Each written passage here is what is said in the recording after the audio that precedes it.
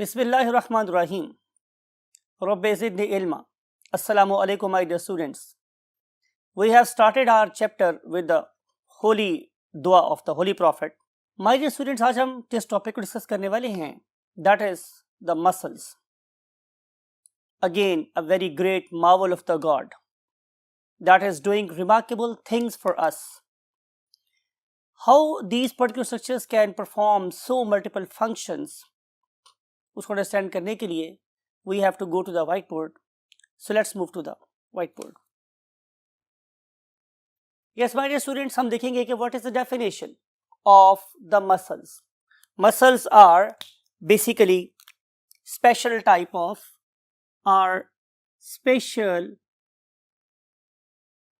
of animal tissues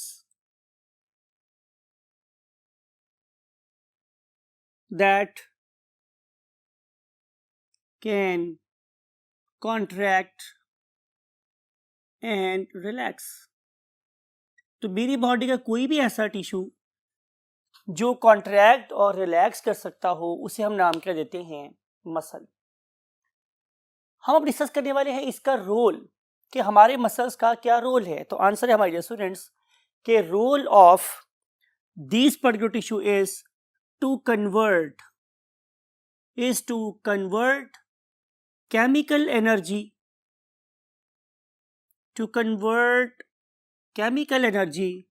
into mechanical energy,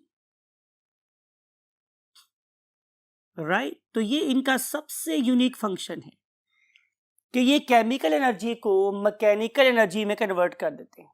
आप पढ़े लिखे बच्चे हैं, आपको बताने की जरूरत नहीं है कि मेरी बॉडी में जो usable form of chemical energy है that is called as ATP. It is body currency.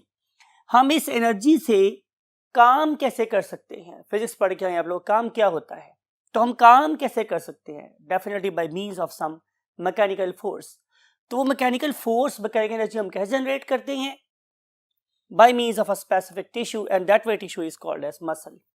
हम इस मैकेनिकल एनर्जी को फिर यूज करते हैं in different types of activities like to view the things, for example to carry out the digestion process in terms of peristalsis, then we carry out certain movements, then we carry out locomotion और blah बला बहुत कुछ हम discuss कर चुके हैं कि क्या क्या हमारे स्केलेटन के रोल है.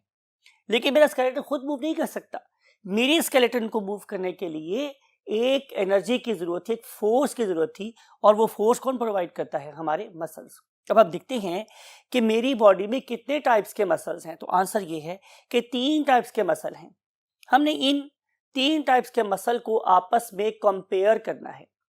Number 1 is called as smooth muscle, number 2 is called as cardiac muscle and number 3 is called as skeletal muscle. ये मेरे पास 3 टाइप के मसल्स. इन तीनों टाइप्स के मसल्स को हम बहुत डिटेल से डिस्कस करने वाले हैं और उनको हम डिस्कस करेंगे in different parameters, in different attributes. Way attributes क्या क्या हैं, अपीयरेंस, यानी कि ये वाले मसल मुझे माइक्रोस्कोप के नीचे कैसे नजर आएंगे. फिर हम देखेंगे कि अगर मैं माइक्रोस्कोप के नीचे इनके इंडिविजुअल सेल को फोकस करूं तो वो इंडिविजुअल सेल मुझे कैसा नजर आएगा, उसकी शक्ल क्या होगी.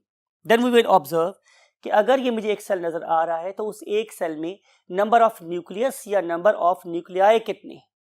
यू नो वेरी वेल कि अगर एक हो तो हम न्यूक्लियस बोलते हैं और एक से ज्यादा हो तो हम न्यूक्लियाई बोलते हैं. देन वी विल सी कि what is the speed of contraction, कि कोई मसल कितनी स्पीड से मूव कर सकता है, राइट. जाहिर है कि बहुत से मेरे पास मसल ऐसे हैं जो स्पीड से मूव करते हैं और बहुत से मसल हैं जो आहिस्ता आहिस्ता कॉन्ट्रैक्शन कर रहे होते हैं. Depending upon the job muscles responds, right. तो देखेंगे कि कैसी जॉब है और कैसा रिस्पॉन्ड होना चाहिए. देन कॉन्ट्रैक्शन कॉज्ड बाय, कौन सी ऐसी चीजें हैं जो इन पर्टिकुलर मसल्स को ट्रिगर करती हैं in the terms of contraction, right. For example definitely मेरे इस पर्टिकुलर मूवमेंट को, कि हाथ को बंद करने को, हाथ को खोलने को कौन ऑर्डर कर रहा है, मेरा ब्रेन. तो definitely it is caused by the brain. तो हम देखेंगे कि कौन कौन से मसल्स को कहाँ से ऑर्डर आ रहे होते हैं. एंड देन फंक्शन, कि कौन कौन सा हमारा जो मसल है वो कौन कौन से फंक्शन परफॉर्म कर सकता है. And then we will see the control. अगर इस मसल ने फैलना है तो कितना फैलना है, अगर सिकुड़ना है तो कितना सिकुड़ना है, इसको कौन कंट्रोल करता है. We will see this thing and finally we will see their occurrence कि ये वाले टिश्यूज कहाँ कहाँ पाए जाते हैं. राइट, तो let's begin with the very first attribute that is called as the appearance of the tissue under microscope. इस पर्पस के लिए माय डियर स्टूडेंट्स हम क्या करेंगे कि हम एक ऑर्गेनिज्म लेंगे, उसकी सर्जरी करेंगे और उसके डिफरेंट टाइप्स ऑफ मसल्स को क्या करेंगे, बाहर निकाल लेंगे. बाहर निकालने के बाद हम उन पर्टिकुलर मसल्स को फिक्स करेंगे so that they keep their cell shape and tissue shape constant.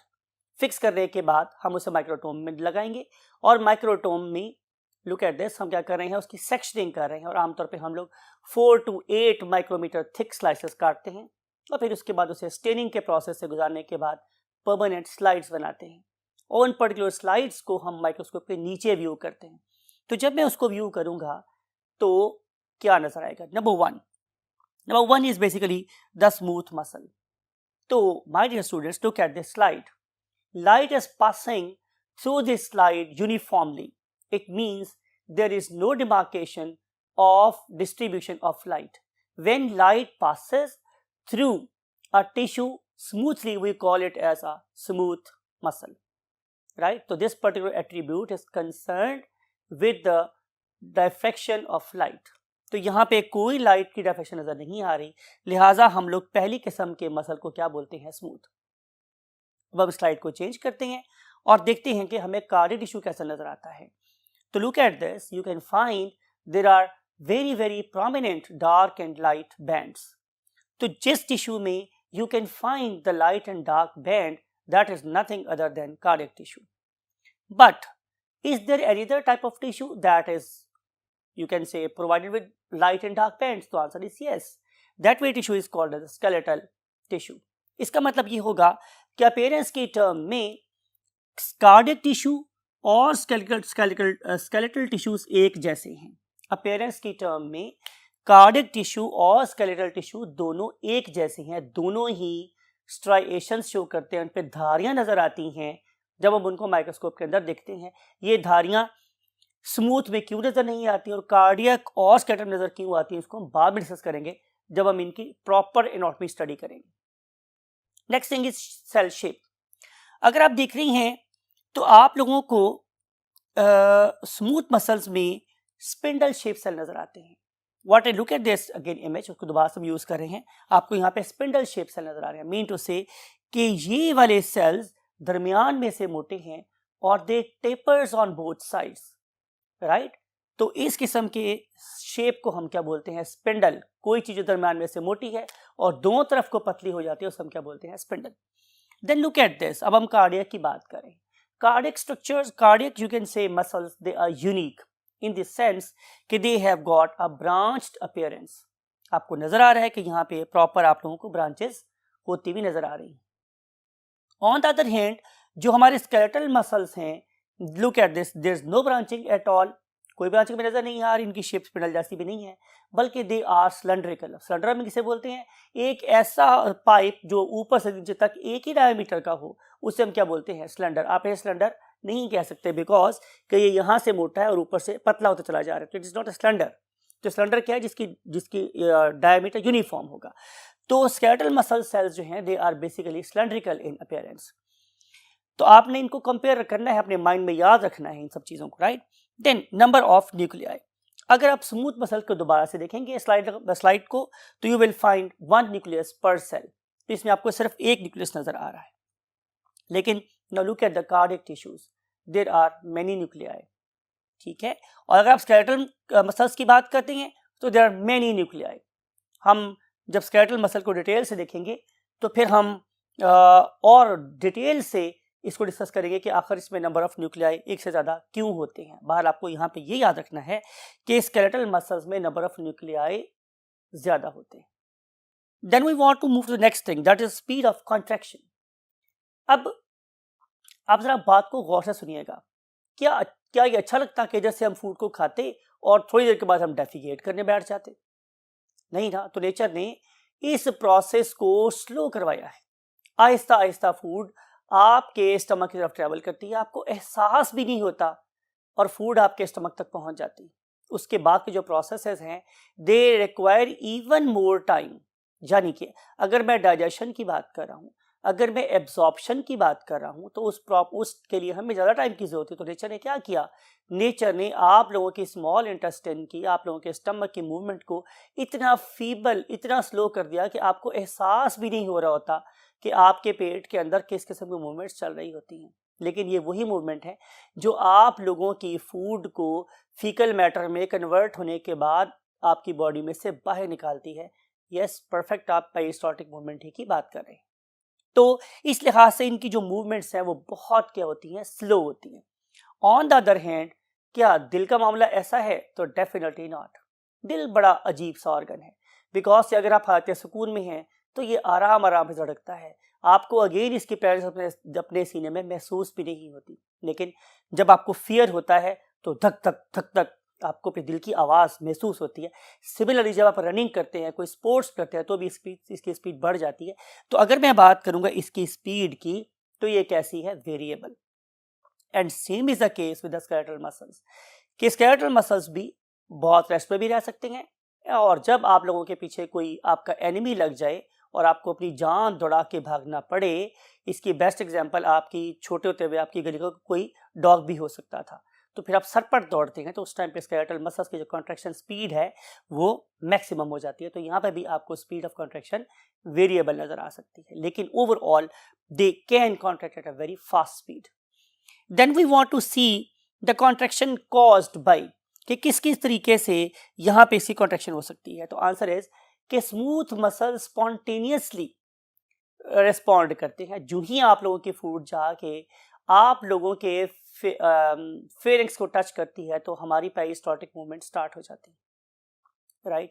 Plus आपने ये भी देखा है कि आप लोगों ने ग्रेड 11 में ये टॉपिक पढ़ा था, व्हाट इज हंगर पैंग, कि जब आप लोगों के मसल्स रिलैक्स कर जाते हैं स्टमक के, तो फिर that particular organ sends the message that I am empty, I need a refill। ठीक है, तो फिर अब दोबारा खाने का आपको भूख लग जाती है, अब दोबारा से खाने की ख्वाहिश करते हैं। वो जो खाने की अर्ज आती है वो बेसिकली आप लोगों के स्ट्रेच रिसेप्टर्स देते हैं जो आपके स्टमक में प्रेजेंट होते हैं, राइट।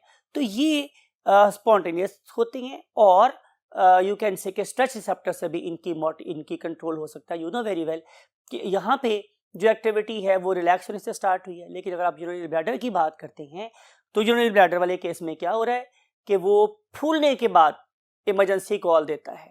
तो स्ट्रेच समटाइम्स डी स्ट्रेच होकर मैसेज एक्टिवेट कर रहा होता है, और समटाइम फुली स्ट्रेच होने के बाद एक्टिविटी स्टार्ट हो रही होती है। बहरहाल दोनों केसेस में stretching is the main cause, right. Now we want to see the cardiac muscle. तो जो कार्डियक मसल है उसके बारे में आपने ये बात याद रखनी है हमारे डियर स्टूडेंट्स के, ये सेल्फ एक्साइटेटरी होते हैं। सेल्फ एक्साइटेटरी का मतलब है कि ये वाले मसल्स खुद ब खुद एक्साइट हो सकते हैं, लेकिन इसका मतलब ये नहीं है कि इसके ऊपर कोई भी कंट्रोल नहीं है। इसको कंट्रोल कैसे होता है इसे हम लास्ट आर्टिकल में डिस्कस करेंगे। Last thing is skeletal muscles. तो डेफिनेटली जो हमारे स्केलेटल मसल्स हैं दे रिस्पॉन्ड स्पॉन्टेनियसली, ये भी बहुत तेजी से रिस्पॉन्ड करती हैं, ठीक है। और अगर मैं बात करूं इनके कंट्रोल की, तो definitely they are under the control of nervous system. Then we want to discuss the function. अगर मैं फंक्शन की बात करूंगा तो यू नो वेरी वेल कि स्मूथ मसल्स के फंक्शन का ताल्लुक उसकी अकरेंस के साथ है। वो कहाँ पाए जा रहे हैं? एसोफेगस में है तो ज़ाहिर है पेरिस्टाल्टिक मूवमेंट कर रहे हैं। आप लोगों के स्टमक में है तो चर्निंग मूवमेंट कर रहे हैं, मिक्सिंग मूवमेंट कर रहे हैं, जो फूड को आपस में मिक्सअप कर रही है। और अगर ये आप लोगों की स्मॉल इंटेस्टाइन में चली गई है तो it is gently pushing the food ahead, allowing the two very important processes, one of them is digestion, other one is absorption। और अगर ये चली गई है आप लोगों के क्या कहते हैं असेंडिंग कोलॉन में, ट्रांसवर्स कोलॉन में एंड डिसेंडिंग कोलॉन में, तो जाहिर है वहाँ पे भी मूवमेंट काफ़ी स्लो है, so that to carry out the maximum absorption of water and necessary solidification of the fecal matter for the purpose of defecation. और अगर हम बात करेंगे कार्डियक मसल की, तो you know it has only and only unique function in the body to pump the blood in the whole body parts and receive it back. तो इसका ये फंक्शन होता है। Skeletal muscles you know it helps us to carry out movement and locomotion, दोनों में help कर रहा होता है।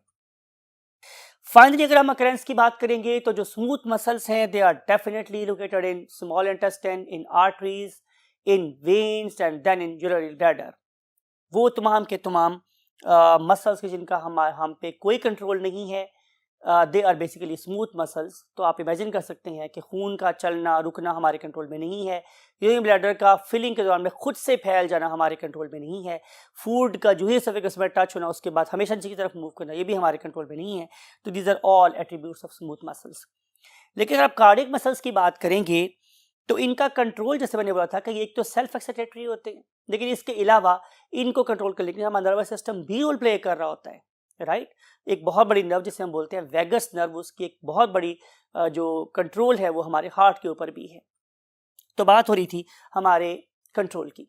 और अकरेंस की अगर हम बात करें तो जाहिर है cardiac muscle tell are lying only and only in heart. और लास्ट चीज मेरे पास क्या है, स्केलेटल। अगर मैं इसे कंट्रोल की बात करूंगा तो इट इज 100% वॉलेंटरी, ये बिल्कुल मेरे कंट्रोल में है, दिल मेरे कंट्रोल में नहीं है, लेकिन जो मेरे स्केलेटल मसल्स हैं वो मेरे कंट्रोल में है। मैं चाहूँ तो लेफ्ट राइट देख लूँ, मैं चाहूँ तो लेफ्ट देख लूँ, मैं चाहूँ तो अप देख लूँ, डाउन देख लूँ, राइट। अपने हाथ को क्या कर लूँ, एक्सटेंड कर लूँ, चाहे तो फ्लेक्स कर लूँ, चाहे सुपिनेशन कर लूँ, चाहे प्रोनेशन कर लूँ, राइट। तो दीज आर ऑल थिंग्स कि जो हमारे कंट्रोल में है। तो जो स्केलेटल मसल्स है they are in our control, therefore we call them as voluntary, ये हमारे कंट्रोल में है। Whereas cardiac muscles and smooth muscles they are suppose to be involuntary. इस कंपैरिजन के साथ के बाद हम आपसे डिस्कस करेंगे नेक्स्ट लेक्चर में, अभी राइट नाउ, कि what is basically muscle, what is basically its you can say anatomy, what is inside these cells and how these muscles carry out the function of contraction and relaxation. Till the next board, please wait and we shall see you soon. Till that time, again take very good care of yourself. I want to say you Allah Hafiz.